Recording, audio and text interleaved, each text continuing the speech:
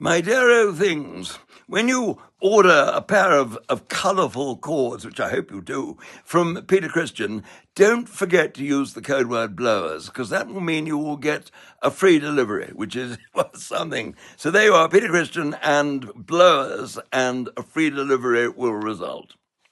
Now, I hate to say this, but England's cricketers in Perth have really embarrassed the whole fabric of English cricket and its support. On the field, first of all, when the batsman went in and played Bazball in the most reckless, brainless way, on a hard, fast wicket, driving recklessly outside the off stump, getting caught in the slips and behind the wheel. Oh, it was awful to watch.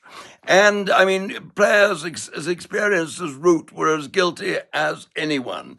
And also the captain and coach, Stokes and McCullum, were guilty too, because they never seemed to say to them, particularly when the second innings started, and it was so important that England should score 250, which really would have given them the match, considering they got a first innings lead of 40.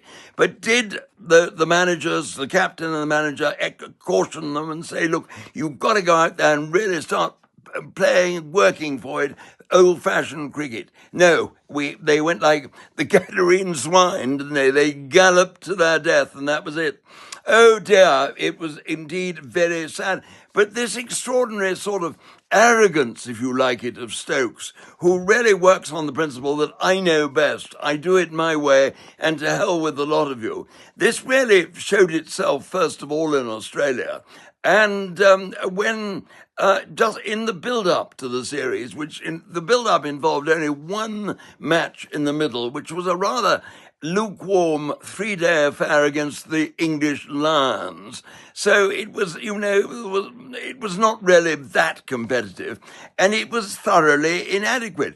And three great England captains, Ian Botham, Graham Gooch, and Michael Vaughan, said so, and said so quite strongly. And what did Stokes do? He said, no, he said, we're right. He said, they're just has-beens.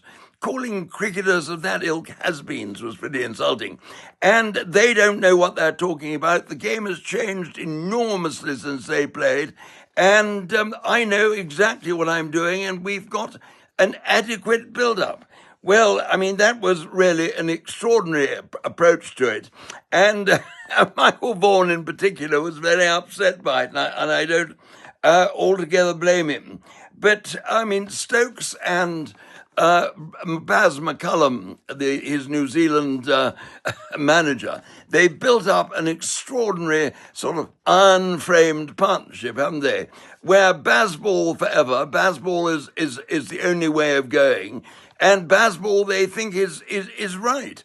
Well, in the Perth match, they were shown that Bazball is not always the right way of doing it. And on a hard, fast pitch like that with bounce, you've got to think hard about it, to work out how to score runs and how not to get out. Bearing in mind that Australia have a pretty good attack, even though Cummins and Hazelwood were missing. It was very, very sad to watch. And Stokes, anyway, is determined to do it his way. And it made me think back to the only other man who's captained England and Australia in the same sort of I'm right way. And that, of course, was Douglas Jardine in 1932-3 on the famous Bodyline Tour.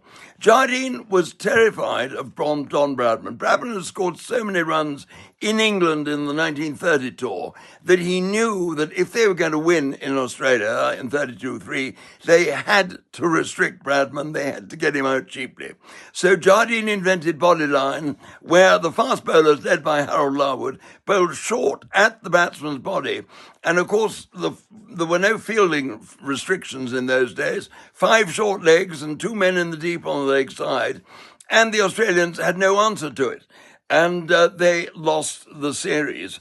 When Jardine was chosen as captain, quite a number of people felt that this was going to extremes. And the one, Rockley Wilson, a Yorkshireman, who was a spin bowler, played one test for England at Sydney in 2021.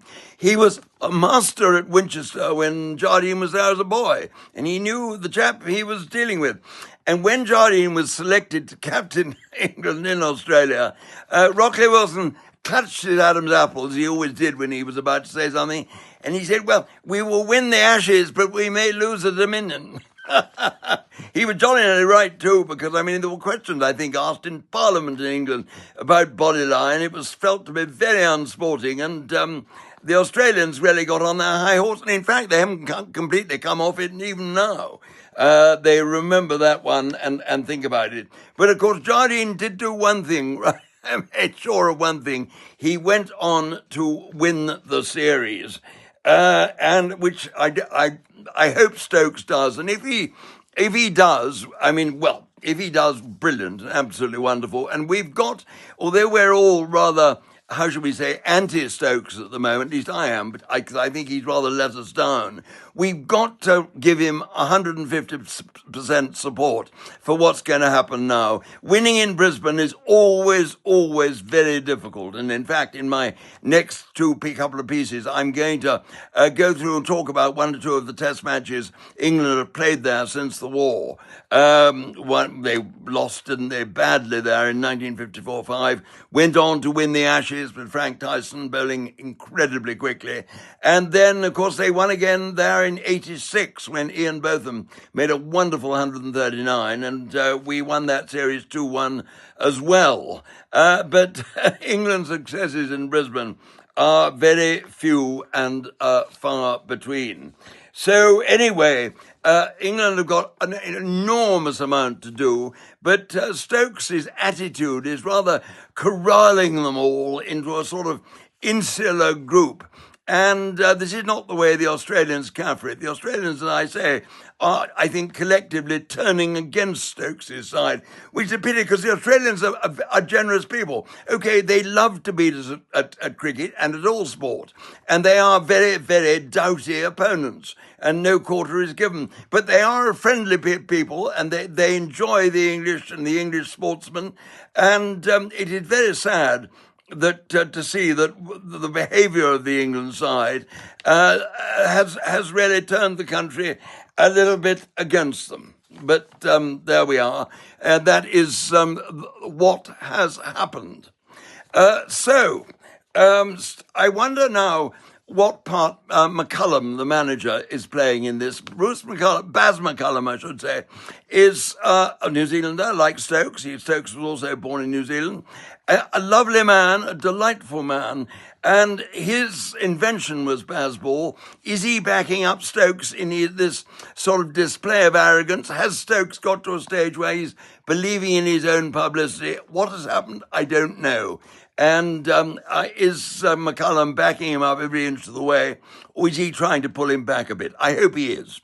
And the other query is what has happened to Robert Key, who is the managing director of English cricket. I mean, he runs the whole thing. He's out there with the team, and he is a chap who should have be able to put a controlling hand on Stokes' shoulder. But is he doing that? I don't know. It's up to him, I think, to do it. But will he? The jury is still out. It reminds me a little bit of Jardine's manager in 1932-33, Sir Pelham Warner, who was a very amiable chap, but he was weak. And he had no control whatever over Jardine. Jardine did exactly what he wanted. And as I say, nearly lost us the Dominion. Well, there we are. Anyway, I shall be on, as I say, talking about some of the test matches at Brisbane, and also remind you once again that when you get in touch with Peter Christian for your chords, your colourful chords, mention the code word blowers and you'll get it on a free delivery.